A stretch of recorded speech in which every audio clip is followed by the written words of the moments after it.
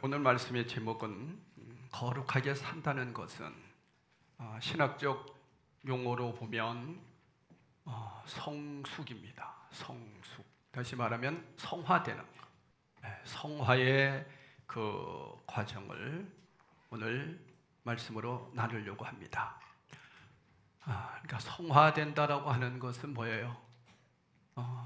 거룩해진다, 그런 뜻입니다. 로마서 8장 26절에서 28절은 그리스도인으로서 생각한다는 것이 무엇을 의미하는지를 가르쳐 줍니다. 그리스도인으로서 무엇을 의미하는지, 내가 그리스도인에서 내가 살아가는 목적이 뭔지, 이것을 가르쳐 주죠. 그래서 여기서 생각한다 하는 것은 다시 말하면 기도한다 하는 것입니다. 우리가 고난 당할 때 왜 기도해야 할까요? 생각해 보라는 거예요.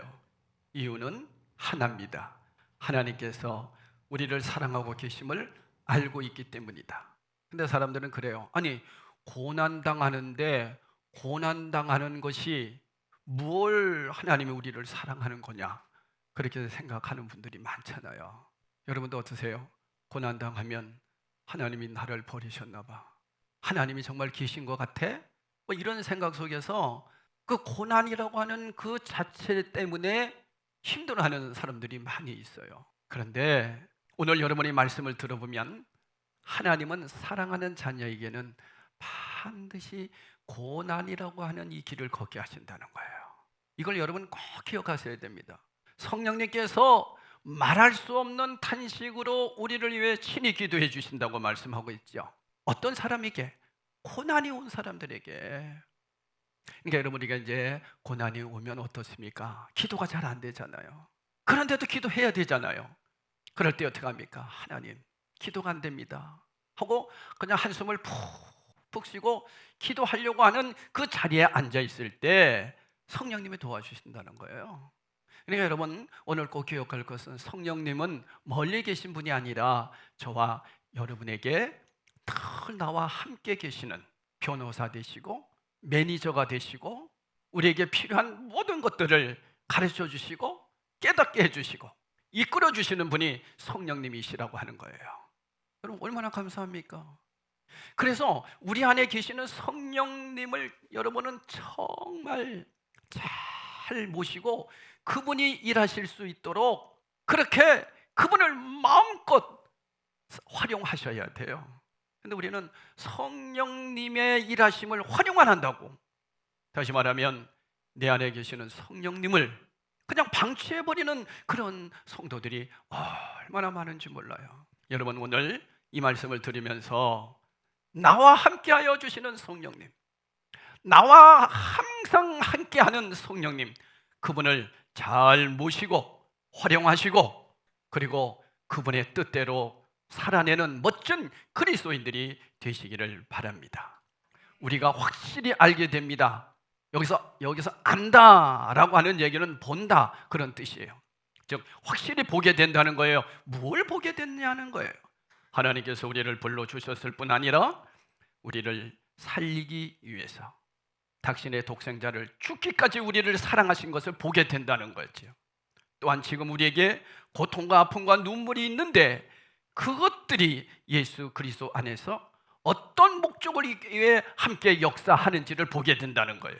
이게 보게 된다는 거예요. 그게 그리스도인이라는 거죠.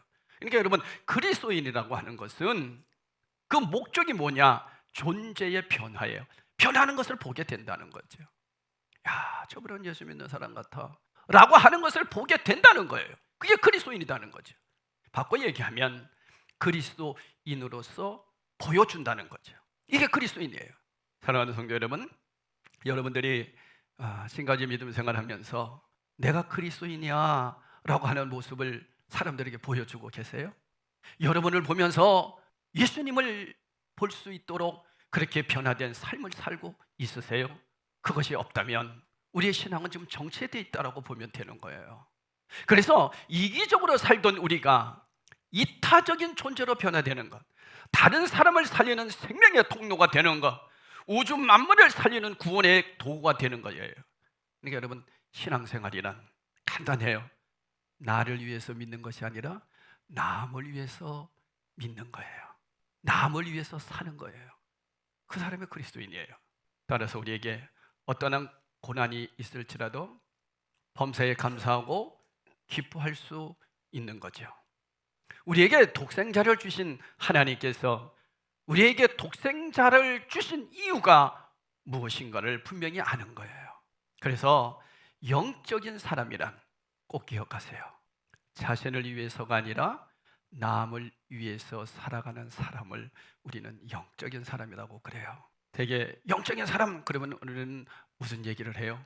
굉장한 어떤 영적인 능력을 갖고 있는 신비스러운 사람이라고 그렇게 생각하고 있지 않습니까? 그렇지 않습니다, 여러분.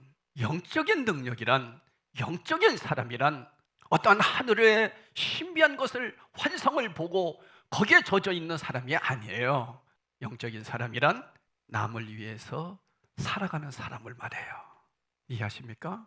남을 위해서 사는 사람을 영적인 사람이라고 하는 거예요. 그러면 여러분 한번 지금 생각해 보세요. 내가 남을 위해서 살고 있는가? 남을 위해서 산다는 얘기는 뭐예요? 내가 그리스도인의 사랑을 베푸는 것을 말하죠. 그게 그리스도인이에요. 그런데 어떻게 된 건지 이기적이고 나만 알고 우리 것만 알고 우리 교회만 알고 내 것만 아는 그런 사람으로 만들어가고 있다는 거예요, 이게. 그러니까 그리스도인을 아주 엉터리 그리스도인으로 만들어 버린다는 거죠. 물론 그 책임이 목회자에게도 있겠죠. 신학의 부재에도 있을 겁니다. 잘못된 하나님의 말씀을 해석하기 때문에 그럴 수도 있을 것입니다. 하나님의 말씀을 바르게 적용을 못하니까 그럴 수도 있는 것이죠.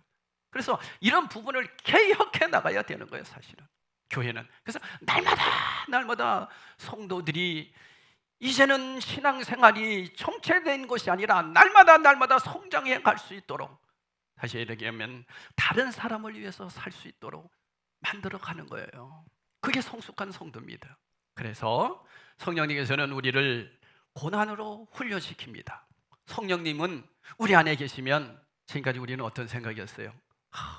기쁘고 평화롭고 행복하고 이제는 고생 끝, 행복 시작, 뭐 이런 생각을 하고 있잖아요.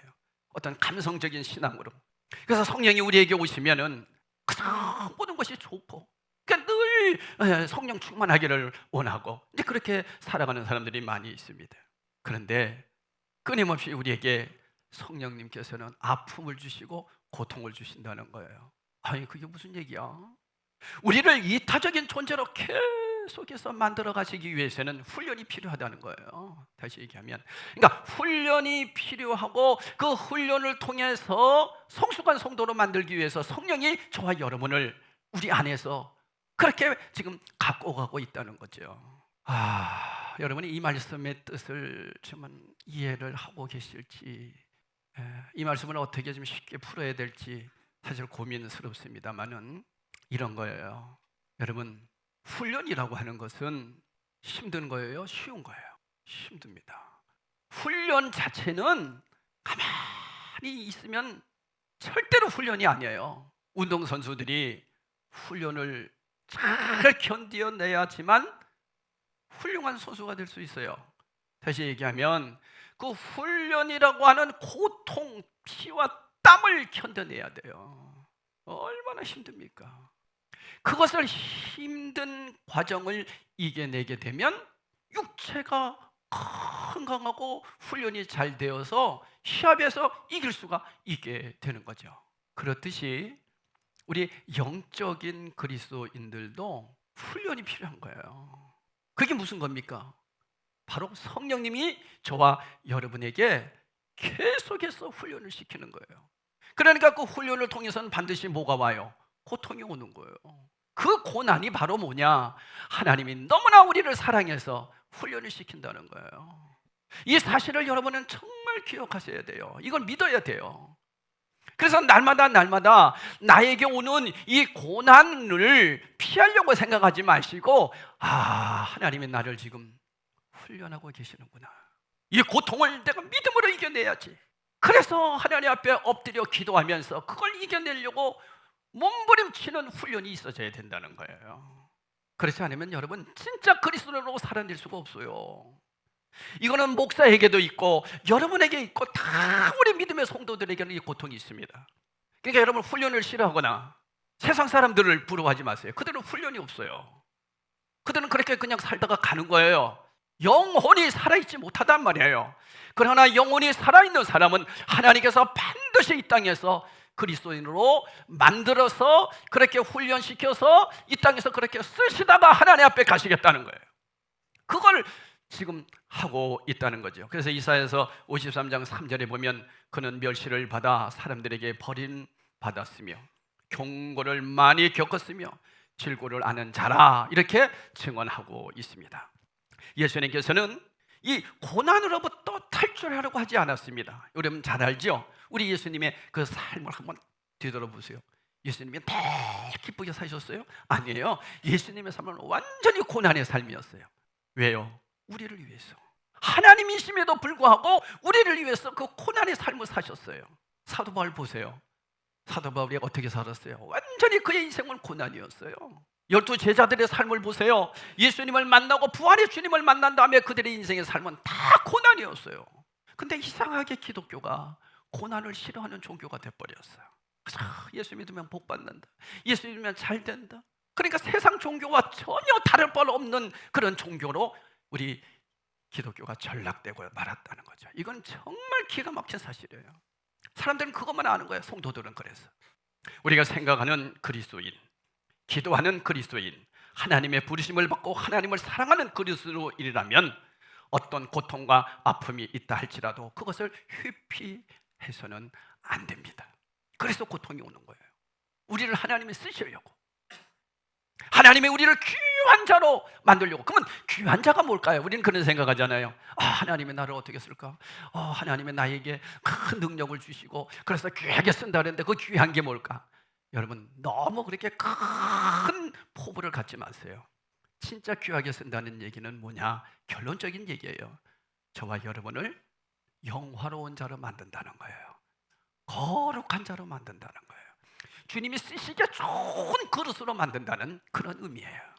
그런 성도가 영화로운 성도고, 그런 성도로 주님은 지금 저와 여러분을 그렇게 만들어 주님 오시는 그날까지, 주님이 부르시는 그날까지 이 땅에서 그렇게 사용되기를 원하시는 거예요. 그래서 고난이 오는 거예요. 그래서 그 고난은 훈련인 거예요. 지금 여러분은 아무 걱정도 없고 편안합니까? 기도하니까 하나님이 다 들어주시고 그래서 걱정 근심 없고 아주 여러분 행복하게 삽니까? 그렇다면 여러분 신앙을 점검하셔야 됩니다. 하나님의 자녀는 주님이 말씀하셨어요. 반드시 징계가 따른다고 그랬어요. 징계는 뭐예요? 바르게 살도록 채찍질해 주시는 거죠. 바르게 살도록, 바른 사람이 되도록. 그래서 예수 그리스도의 복음을 우리는 4가지 개념으로 함축해서 설명할 수가 있어요. 이러한 복음을 가졌기 때문에 우리는 살아내야 된다는 거예요. 첫째가 뭐냐면 선행적 은혜입니다. 오늘 말씀에도 나옵니다. 29절에 보면 이렇게 말씀하고 있습니다. 하나님이 미리 하신 자들을 또한 그 아들의 형상을 본받게 하기 위하여 미리 정하셨으니 이는 그로 많은 형제 중에서 맏아들이 되게 하려 하심이라. 미리 아신 자들을 또한 그 아들의 형상을 본받기 위해서. 그러니까 여러분, 하나님은 이미 우리를 아시고 우리를 먼저 부르셨습니다. 아멘. 그 다음에 뭐 하시기 위해서? 아들의 형상을 뭐 하기 위해서? 본받기 위해서. 본받는다는 게 뭐예요? 예수님처럼 삶을 살아내기 위해서예요. 그거 아니면 그리스도인 아니에요, 여러분. 그래서 예수님을 만나고 정말 그리스도인의 삶을 살아가는 사람은 이제는 삶이 변화됩니다. 변화되게 돼 있어요. 변화되지 않는 삶은 그리스도인의 삶이 아니에요. 그래서 하나님이 미리 아신 자들이라는 거예요. 그 아들을 바로 예수님을 본받게 하기 위해서라고 하는 거죠. 우리가 예수 그리스도의 형상을 담기 위해서 어떤 노력을 하지 않았음에도 그를 위해서 하나님이 미리 아시고 우리를 어떻게 했다? 선택해 주셨다. 그래서 우리는 이것을 선행적 은혜, 칼뱅이 말하는 것은 예정, 이런 뜻이에요. 하나님께서 예수 그리스도를 믿는 모든 자녀 가운데 예수님을 맏아들로 삼으시고 그분을 본받게 하셨고, 그래서 그 은혜로 인하여 하나님 자녀된 우리들은 하나님 자녀로 살아내게 되어 있어요. 그래서 뒤돌아보니까 뭐라고요?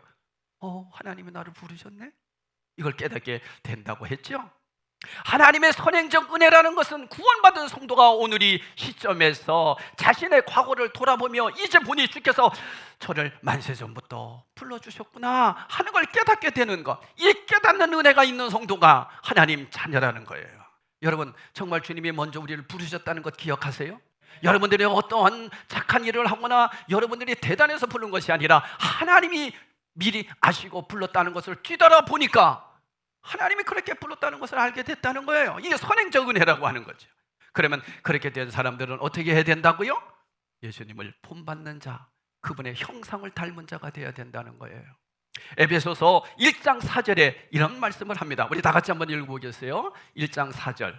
에베소서 1장 4절에 보면 시작. 곧 창세전에 그리스도 안에서 우리를 택하사 우리로 사랑 안에서 그 앞에 거룩하고 흠이 없게 하시려고. 자, 창세 전에, 이 세상이 만들어지기 전에 누가 그리스도 안에서 누구를 택했어요? 우리를 먼저 불렀잖아요. 우리를 불렀다는 거예요. 그런 게 어디 있냐고. 뒤돌아보세요 한번. 주님의 은혜잖아요. 이 사실을 깨닫는 우리가 어떻게 그냥 살 수 있겠습니까? 나를 불러주신 하나님의 그 은혜를 깨닫는 사람들이 어떻게 우리가 막 살겠습니까? 두 번째, 불가항력적 은혜입니다. 30절에 보겠어요. 30절. 또 미리 정하신 그들을 또한 부르시고, 다 같이 부르신 그들을 또한 의롭다 하시고 의롭다 하신 그들을 또한 영원하게 하셨느니라. 오늘 말씀의 결론이에요. 사실은 이 말씀이 하나님께서 우리를 미리 정하셨다. 창세전에 정하셨다 그랬죠? 뒤돌아보니까. 그런데 두 번째로 불러주시지 않으면 우리에게는 아무 일도 일어나지 않죠. 주님이 나를 그렇게 미리 창세전에 정하시고 그리고 우리를 불러주셨다는 거예요. 하나님께서 부르시는 방법은 각 사람마다 달라요. 한번 가만히 생각해 보세요. 여러분, 어떻게 하나님이 여러분을 부르셨을까? 그 사람의 성격, 기질, 환경 이런 것들을 보면서 하나님은 부르셨어요. 저 같은 경우는 모태신앙이잖아요. 그러니까 주님이 그냥 평범하게 저를 아시고 그러니까 불러주신 거예요. 그러니까 저는 늘 주님의 은혜 속에서 살게 되어 있었어요. 어떤 분들은 사도월과 같이 완전히 꼬꼬라 때려놓고 부르셨죠. 어떤 분들은 완전히 죽여놓고 부르시죠. 그죠? 어떤 분들은 재산을 다 가져가게 하시고 부르시죠. 왜 그럴까요? 하나님은 저와 여러분에게 절대로 불가항력적으로 흔들리지 못하도록 하나님이 부르셨다는 것을 확신하게 알게 해 주신다는 거예요. 그러니까 여러분, 주님이 나를 어떻게 부르셨는지를 한번 가만히 생각해 보세요. 그 부르심은 피할 수가 없다는 거예요. 하나님이 그래서 나를 이렇게 코너로 몰아놓으시고 나서 나를 불렀구나. 그렇게 안 하면 주님께 돌아온다 안 돌아온다? 안 돌아오니까. 그래서 하나님이 나를 택하시고 미리 창세전에 택하셨고 그 다음에는 주께 돌아올 수 있도록 어떻게? 고통 속에 훈련을 통해서 몰아가셨다는 거예요. 그래서 하나님을 찾게 된 거예요. 혹시나 이 자리에 아직 주님을 만나지 못한 분들 계시다면 그분의 그 사랑 앞에 여러분들도 하나님이 나를 미리 부르셨다는 것을 깨달으시고 주님 앞에 회복되는 은혜가 있기를 축복합니다. 하나님은요 그냥 안 놔두십니다. 세 번째, 필승불패의 은혜입니다. 이게 무슨 얘기냐면 30절 거기에 보면 다시 부르신 그들을 또한 어떻게 하셨다? 의롭다 하셨다. 의롭다는 것은 뭐예요? 그분이 인정해 줬다는 거예요. 내가 너를 인정한다는 거예요. 마귀가 아무리 우리를 넘어뜨리려고 해도 하나님이 나를 구원해 줬다고 하는 확신이 여러분에게 있을 때, 그죠?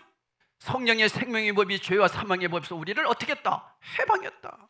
결코 믿는 자에게는 뭐가 없느니 정죄함이 없나니 예수 그리스도를 나의 구주로 영접하고 하나님 자녀된 우리에게는 영혼이 구원받은 자예요. 죄에서 완전히 우리는 끝난 자예요. 완전히. 할렐루야. 그러나 아직 육신이 살아있기 때문에 이 육신 때문에 날마다 훈련이 이제 시작이 되는데 이럴 때마다 여러분은 담대하게 외쳐야 됩니다. 나는 누구다? 하나님 자녀다. 하나님이 나를 의인으로 인정해 주셨다. 이 사실을 확실하게 깨닫고 살으라는 거죠. 그래서 우리를 어떻게 하셨어요? 택하시고 부르시고 그 다음에 어떻게 하셨어요? 의롭다 하셨다. 하나님이 인정해 줬다는데 누가 우리를 건드려 가겠습니까? 여러분, 이런 확신 있는 사람은요, 절대로 마귀가 우리를 넘어뜨릴 수가 없습니다. 근데 마귀에게 넘어지는 사람들은 이런 것 때문에 거의 넘어지는 거예요. 내가 조금 잘못하면 나는 지옥 갈나 봐, 나는 하나님의 자녀가 아니나 봐. 아니에요. 예수 그리스도의 십자가 보혈을 확실히 믿는 사람은 여러분 영원히 구원받았습니다. 그러나 육신이 아직 이 땅에 있는 순간에 이 습관이 고쳐지지 못하기 때문에, 그래서 하나님은 그 습관을 고치기 위해서 저와 여러분을 어떻게 하신다? 훈련한다. 그 훈련은 어떻다? 고통이 온다. 근데 그 훈련하는 방법도 참 대단하세요. 저 같은 경우는 완전히 병들어 죽게 만들어서 다시 한번 이 죽음이라는 것을 생각하면서 주님 앞에 돌아올 수 있도록 저를 만들어 주셨어요. 그래서 저는 제가 이 아픔이라고 하는 것을 통해서 얼마나 감사한지 몰라요. 정말입니다.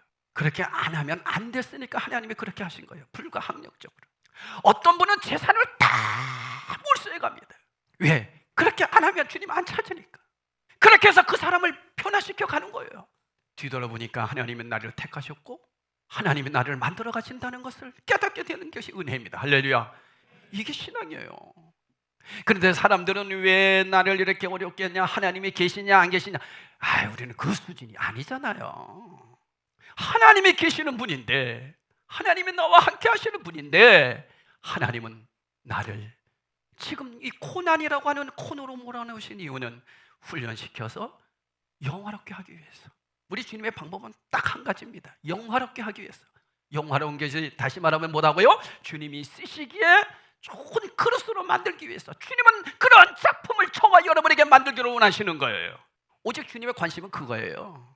그래서 저와 여러분에게 기질대로, 성격대로 그 성격이 변화될 수 있도록, 그러니까 코너로 몰으시는 거예요. 영혼이 죽이려고요? 아니에요. 형벌이 아니잖아. 징계라니까요. 살리기 위해서. 할렐루야. 이걸 여러분이 정말 깨달은다면 우리의 인생의 길에서는 고난이 늘 있잖아요. 그죠? 고난이 없는 세상이 어디 있습니까? 그런데 잘못 이 그리스도를 전함으로 인해서 예수 믿으면 복 받는다, 예수 믿으면 잘 된다, 이것만 가르치니까 다른 종교와 전혀 다를 바가 없는 거예요. 그러면서 무슨 생각합니까? 어려우면 뭐야, 예수님이 나를 도와주셨다며 하나님이 계신다는데 왜 이렇게 어려워? 이런 소리나 하는 거예요. 그건 왜 그래요? 잘못 가르쳐줘서 그래요. 우리 주님은 이 땅에서 주님이 쓰시기에 좋은 그릇으로 만들고, 그뿐 아니라 이 땅에서 당하는 고난은 장차 우리가 받을 영광에 비교할 수 없도다. 할렐루야. 그래서 이겨낼 수 있는 거예요. 이 땅에서 주님이 원하는 그릇으로 쓰임받다가 인생의 모든 사람들은 육체는 반드시 죽어서 흙으로 가잖아요. 그러나 영혼이 새로운 몸으로 주님 앞에 서는 그날 그 영광을 보게 된다는 거지요. 이게 그리스도인이에요. 그렇기 때문에 이 땅에서 어떤 고난이 와도 우리는 이겨낼 수가 있잖아요. 왜? 하나님이 지금 나를 만드시는구나. 하나님이 지금 나를 만드시는구나. 어떤 분들은 만들다가 주님이 데려가는 분들도 있겠죠. 그것이 주님의 뜻이니까 우리는 그 부분에 대해서는 어떻게 얘기할 수는 없어요. 그러나 중요한 것은 하여튼 주님이 나를 쓰시기에 좋은 그릇으로 만들도록 우리가 주님 앞에 드려져야 된다는 거예요. 마지막 세 번째입니다. 성화의 의무입니다.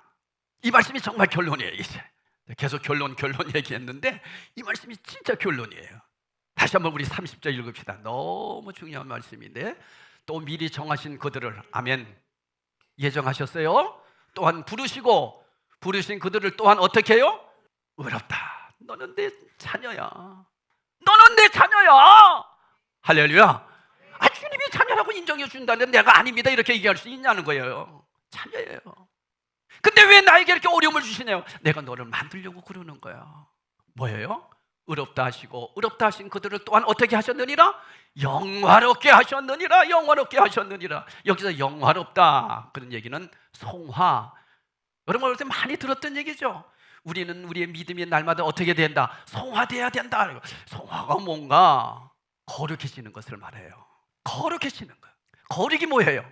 구별되는 거. 교회와 세상이 구별되는 이율론으로 만들어서 교회 생활은 열심히 하고 세상에 나가서 세상 사람처럼 만드는 거, 이건 잘못된 신학이에요. 교회와 세상은 같아요, 틀려요? 같아요. 교회에서 예배 드리고 세상에서는 예배 안 드려요? 아니에요. 세상에 나가서는 예배자로 살아내는 거예요. 할렐루야. 어디서부터? 가정에서부터. 어디서부터? 직장에서부터. 어디서부터? 학교에서부터. 여러분, 이러한 학생들이 학교에서 얼마나 그리스도인의 삶을 살아내려고 애쓰겠어요? 막 살겠어요? 술집에 막 다니겠어요? 할 수가 없지요. 내가 하나님의 자녀의 정체성을 가지고 있는데.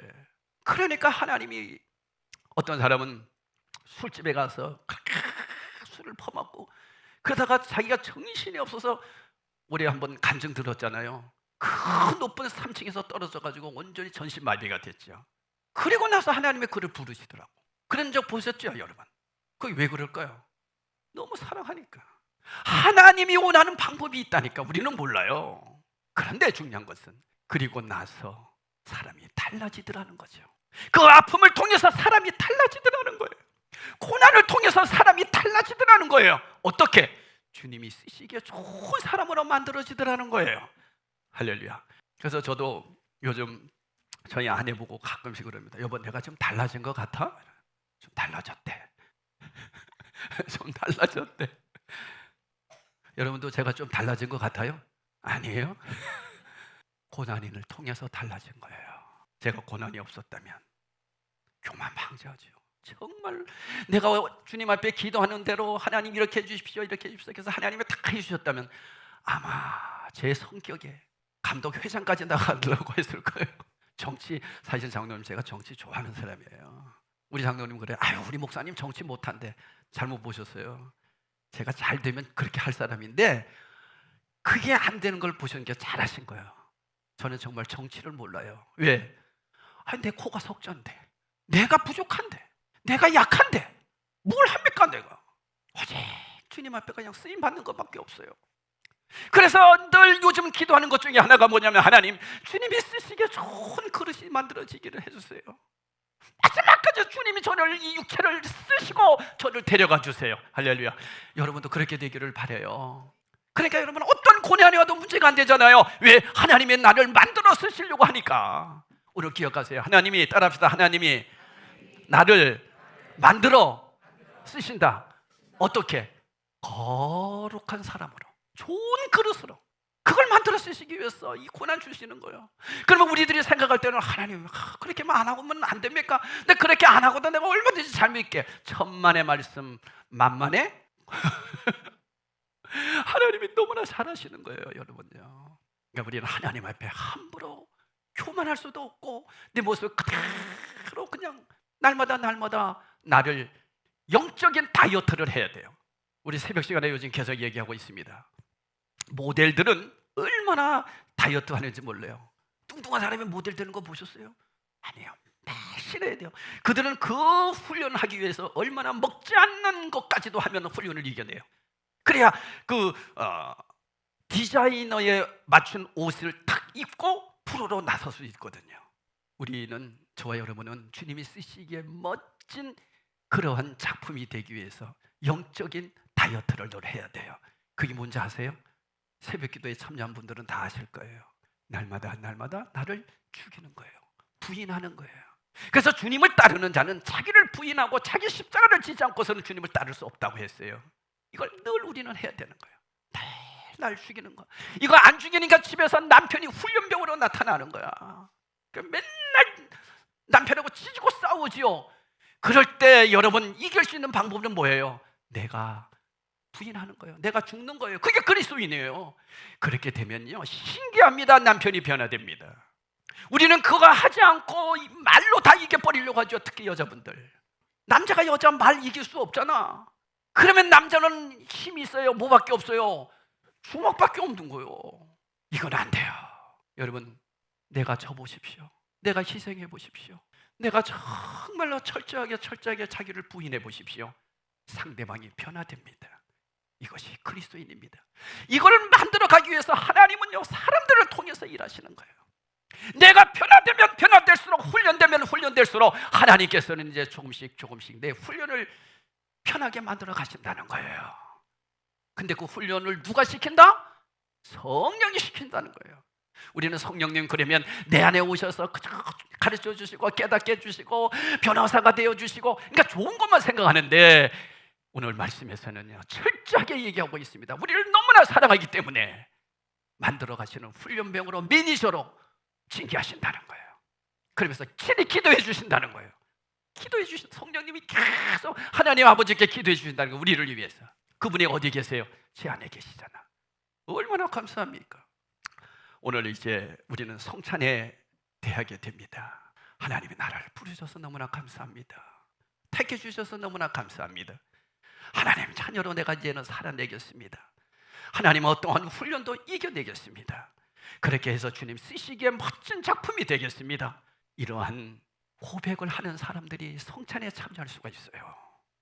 영원한 존재로 훈련시키기 위해서 우리 예수님의 관심은 오직 딱 하나, 여러분들 잘 먹고 잘 살게 하는 거 관심 없으세요? 우리 주님의 관심은 영화로운 자로 만들어지는 거예요. 우리 그런 성도가 다 되기를 예수 이름으로 축원합니다. 이런 마음으로 성찬에 참여하겠습니다.